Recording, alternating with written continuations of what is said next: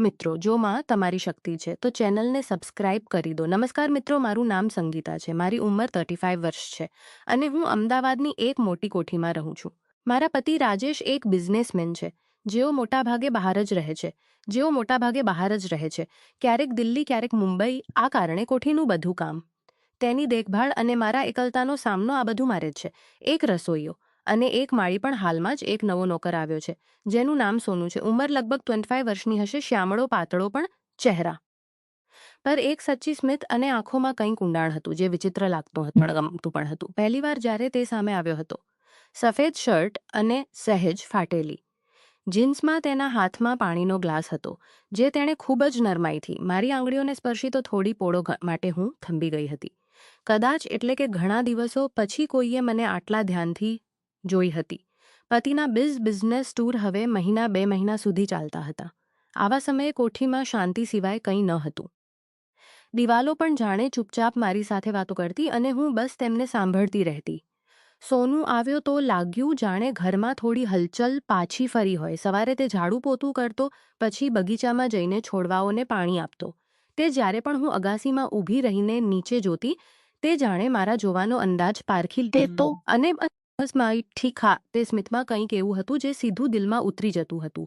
એક દિવસ બપોરે મેં તેને બોલાવ્યો કે સોનુ, જરા પાણી લાવજે. તે અંદર આવ્યો અને જ્યારે ગ્લાસ મારી પાસે મૂક્યો તો બોલ્યો, માલકીન, આજે ખૂબ ગરમી છે. એટલી નરમાઈ હતી કે મારા હોઠ પર આપોઆપ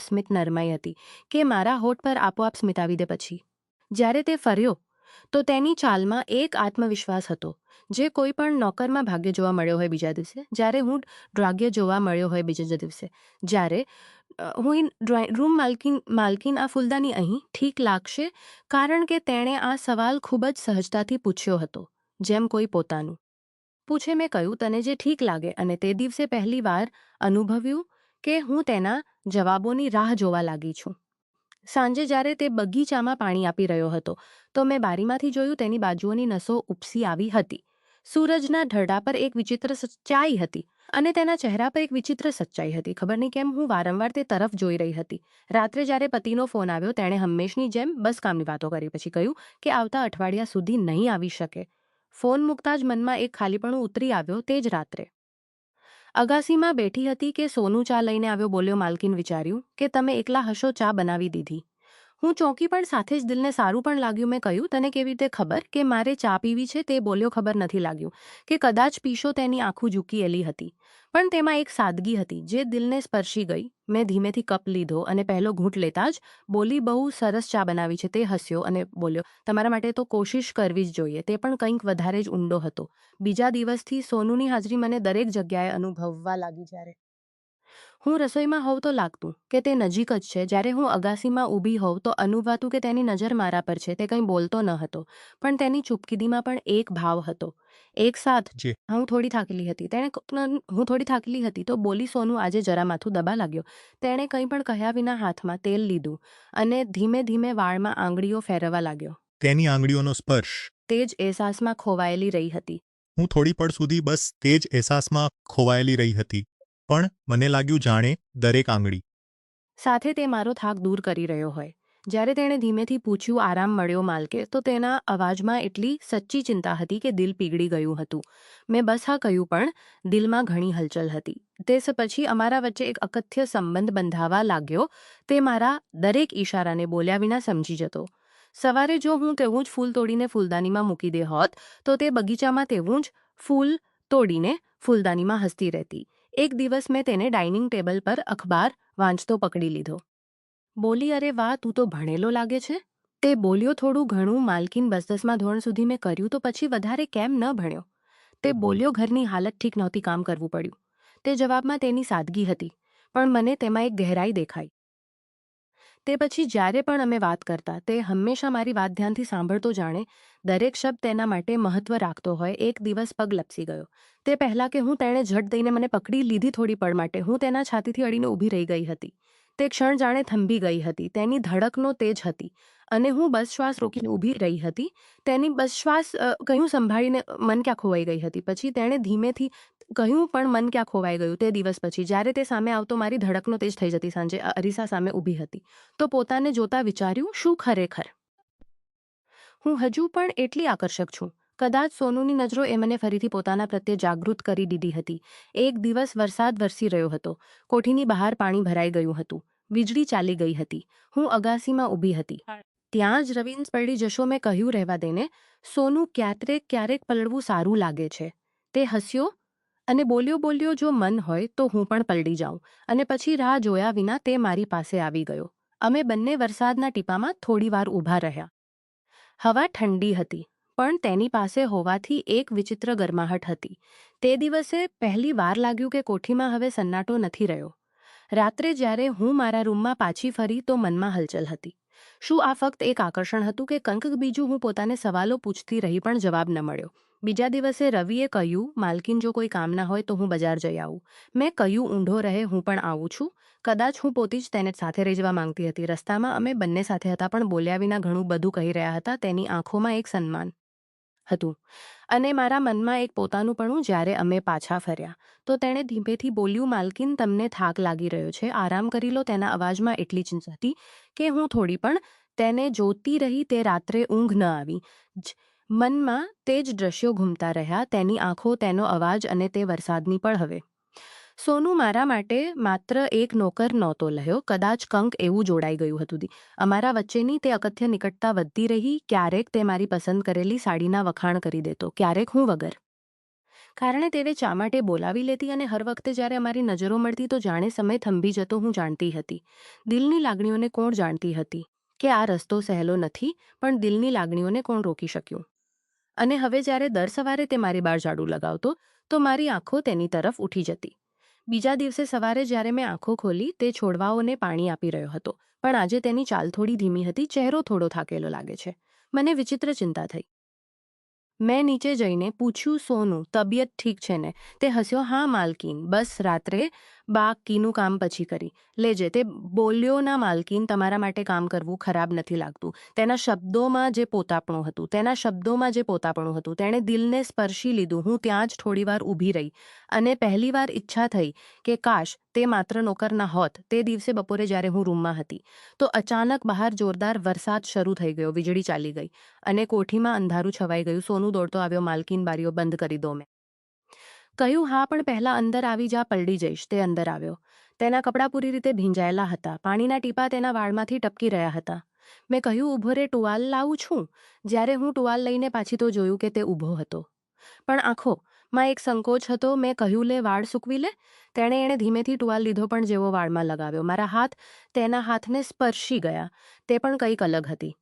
હવામાં ઠંડક હતી, પણ તે સ્પર્શમાં એક ગરમાહટ હતી. બંને થોડી પળ માટે એકબીજાને જોવા લાગ્યા. મેં નજર ઝુકાવી લીધી, પણ મન ન ઝૂક્યું. ત્યારે તે બોલ્યો, માલકીન, તમે પણ પલળી ગયા છો, જરા કપડાં બદલી લો ને. તેના અવાજમાં ચિંતા હતી, પણ તેમાં ભાવ પણ હતા. મેં માથું હલાવ્યો. જ્યારે અરીસા સામે પોતાને જોઈ તો સમજાયું કે તે કેમ કહી રહ્યો હતો. ખરેખર હું પલળી ગઈ હતી. વાળ ભીના, સાડી શરીરથી ચોંટેલી. તે પણ મનમાં તે જ વિચાર ઘૂમી ગયો. શું સોનુએ મને આવી રીતે જ જોઈ હશે? હું કેવી લાગી હઈશ? તે રાત્રે ખૂબ મોડે સુધી ઊંઘ ન આવી. બહાર વરસાદ હતો અને મનમાં પણ કંઈક બેચેની. બીજી સવારે જ્યારે હું નીચે આવીને જોયું તો સોનું ચા તૈયાર કરી રહ્યો હતો. જેવો તેણે કપ મૂક્યો, બોલ્યો, કાલના વરસાદમાં તમને ઠંડી તો નથી લાગીને? મેં બસ હસીને કહ્યું, ના સોનો, હવે ઠીક છું. તે બોલ્યો, તમારું ધ્યાન રાખવું મારું કામ છે. માલકીન, તે એક વાક્યમાં જે આત્મીયતા હતી, તેણે બધું કહી દીધું. તે દિવસ પછી અમારા વચ્ચેની ચૂપકીદી વધુ ઊંડી થઈ ગઈ.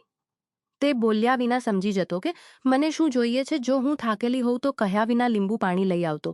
જો ઉદાસ હોઉં તો બગીચામાંથી તાજા ફૂલ મૂકી દેતો. તેની હાજરી હવે મારા દિવસનો એક હિસ્સો બની ગઈ હતી. એક સાંજે કોઠીમાં કામ કરતાં કરતાં મારો હાથ હલકો સળગી ગયો. મેં જોરથી આ કહ્યું અને તે તરત જ દોડતો આવ્યો. માલકીન, તેણે મારો હાથ પકડ્યો અને વિચાર્યા વિના ઠંડા પાણીની નીચે મૂકી દીધો. તેની પકડમાં ચિંતા હતી, પણ કોમળતા પણ હતી. તેણે ધીમેથી કહ્યું. હું તેની આંખોમાં જોતી રહી, ત્યાં માત્ર પણું હતું.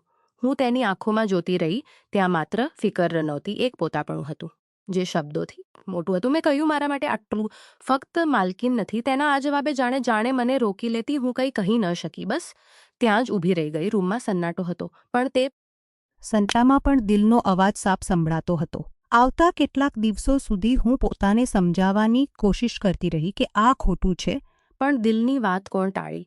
કે શક્યું છે. એક દિવસ જ્યારે પતિનો ફોન આવ્યો તો તેમણે જણાવ્યું કે તે હવે 2 મહિના વધુ બહાર રહેશે. મેં હસીને કહ્યું ઠીક છે, પણ અંદરથી એક શાંતિ જેવું અનુભવાયું. કદાચ એટલે કે હવે મને સોનુએ કહ્યું માલકીન જ સમય મળશે. બીજા દિવસે સવારે સોનુએ કહ્યું માલકીન જો તમે ચા પણ હું પણ જોવા માંગુ છું. અમે બંને સાથે બગીચામાં કામ કરવા લાગ્યા. તે માટી ખોદી રહ્યો હતો, હું છોડ રોપી રહી હતી. તડકો આછો હતો, હવામાં માટીની સુગંધ અને અમારા વચ્ચે અકથિત લાગણીઓનું. તેણે કહ્યું તમારી સાથે કામ કરવામાં સારું લાગે છે. મેં તમારી સાથે કામ કરવામાં સારું લાગે છે કારણ કે તમારી આંખોમાં શાંતિ છે. આ સાંભળીને દિલ જાણે થાંભી ગયું. તે દિવસે શાંત સુધી અમે ત્યાં જ બેઠા રહ્યા, બોલ્યા વિના, બસ સાથે. તે રાત્રે જ્યારે હું રૂમમાં ગઈ તો અનુભવાયું કે હવે આ સંબંધ માત્ર અહેસાસ નહીં પણ આદત બની ગયો છે. બીજા દિવસે જ્યારે મેં અરીસામાં પોતાને જોઈ તો લાગ્યું કે હું ફરીથી એ જ સંગીતા બની ગઈ છું જે ક્યારેક જિંદગીમાં હસતી હતી. સોનુએ મારી અંદરની તે સ્ત્રી પાછી લાવી દીધી હતી જે ક્યાંય ખોવાઈ ગઈ હતી. પણ જેમ હરેક વાર્તામાં વળાંક આવે છે તેમ મારી વાર્તામાં પણ આવ્યો. એક સાંજે સોનુએ કહ્યું તો માલકીનો અવાજ ધ્રુજી રહ્યો હતો. મેં કહ્યું શું થયું? તે બોલ્યો મને બીજી જગ્યાએ કામની ઓફર મળી છે, પગાર વધારે છે, પણ દિલ નથી માનતું જવાનું. મારા અંદર કંઈક તૂટી ગયું. મેં પોતાને સંભાળતા કહ્યું જો સારી જગ્યા છે તો ચાલ્યું જા. સોનું પણ મારો અવાજ ધ્રુજી રહ્યો હતો. તે બોલ્યો જો તમે કહો તો રોકાઈ જાઉં. તે પણ જાણે શ્વાસ રોકી દેનારું હતું. હું બસ તેને જોતી રહી ગઈ. પછી ધીમેથી બોલી જે તારા માટે ઠીક હોય તે જ કર. તે ચૂપ રહ્યો પણ તેની આંખોમાં સવાલો હતા આવતા. 2 દિવસ તેણે કંઈ ન કહ્યું પણ તેનું વર્તન બદલાઈ ગયું. હવે તે મારી સાથે નજર મેળવવાથી કતરાવા લાગ્યો. મને તેની દૂરી અનુભવ લાગી. રાત્રે જ્યારે હું ઓગાસીમાં ઊભી હતી તો જોયું કે તે બગીચામાં બેઠો છે. ઝુકાવીને હું નીચે ચાલી ગઈ. બોલી સોનું શું થયું? તેણે ઉપર જોયું, આંખો લાલ હતી. તમારા વિના નહીં રહીશું માલકીન. મારો શ્વાસ થંભી ગયો. મેં કહ્યું સોનું આજે આપણે અનુભવી રહ્યા છીએ. તેને કદાચ નામ ના આપી શકાય. તે બોલ્યો નામની જરૂર પણ નથી, બસ અહેસાસ જ કાફી છે. તેની વાતો સાંભળીને દિલ ભરાઈ આવ્યું. હું પાસે ગઈ અને બસ ચૂપચાપની બાજુમાં બેસી ગઈ. હવા ચાલી રહી હતી, ચાંદની ફેલાયેલી હતી અને અમારા વચ્ચે ફક્ત ખામોશી હતી. થોડીવાર પછી તેણે કહ્યું માલકીન જો ક્યારેક હું ચાલ્યો જાઉં તો શું તમે મને યાદ રાખશો? મેં ધીમેથી કહ્યું કદાચ નહીં ભૂલી શકું. તે રાત્રે કંઈ ન કહેવાયું પણ ઘણું બધું અનુભવાયું. બીજા દિવસે તે કામ કરતો રહ્યો જાણે કંઈ થયું જ નહોત, પણ તેની આંખોમાં હજી પણ તે જ ઊંડમાં હતી. તો તેણે દરવાજા પર ટકોર કરી માલકીન હું જઈ રહ્યો છું. તેણે ધીમેથી કહ્યું. મારા હાથમાં રાખેલું પુસ્તક પડી ગયું. હું તેની તરફ આગળ વધી. બોલી આટલી જલ્દી? તે બોલ્યો જવાનું દિલ નથી પણ કદાચ આ જ સાચું હશે. મેં કંઈ ન કહ્યું, બસ તેને જોતી રહી. તે ઝૂક્યો અને બોલ્યો ધ્યાન રાખજો. મેં માથું હલાવતી રહી ગઈ. તે ચાલ્યો ગયો. દરવાજો બંધ થયું હોય. આવતા કેટલાક દિવસો સુધી હું બિલકુલ ચૂપ રહી. તેનું સ્મિત, તેનો અવાજ, તેની ચિંતા બધું જ આંખો સામે ઘૂમતું રહ્યું. પણ એક સાંજે જ્યારે હું અગાસીમાં ગઈ તો જોયું કે દરવાજા પર તે જ જૂની ફૂલદાની રાખેલી હતી જેમાં તે રોજ ફૂલ મૂકતો હતો. તેમાં આજે પણ એક તાજો ગુલાબ હતો અને તેની નીચે એક ચિઠ્ઠી. માલકીન હું દૂર જઈ રહ્યો છું. તે ચિઠ્ઠી વાંચતા આંખો ભીની થઈ ગઈ પણ દિલમાં શાંતિ હતી. તે ચિઠ્ઠી વાંચતા આંખો ભીની થઈ ગઈ પણ દિલમાં શાંતિ હતી કે જે અહેસાસ અમે જીવ્યા તે સાચો હતો. આજે પણ જ્યારે સાંજે બગીચામાં જાઉં છું તો હવામાં તેની હાજરી અનુભવાય છે. કોઠી હજી પણ તે જ છે, દિવાલો પણ તે જ, પણ મારા દિલમાં તે હલચલ છોડી દીધી છે જે જિંદગીભર સાથે રહેશે. અને હું હસીને આકાશ તરફ જોઉં છું. કદાચ તે ક્યાંક ને ક્યાંક તે પાછું વળીને જોઈ રહ્યો હશે. દોસ્તો, વિડીયો તમને કેવો લાગ્યો કોમેન્ટ કરીને જણાવજો અને મને તમારા સપોર્ટની ખૂબ જ જરૂર છે. તેથી પ્લીઝ ચેનલને સબસ્ક્રાઇબ કરી લેજો. વિડીયો લાસ્ટ સુધી જોવા બદલ તમારો ખૂબ ખૂબ આભાર. મળીશું નવા વિડીયો સાથે. ત્યાં સુધી બાય બાય.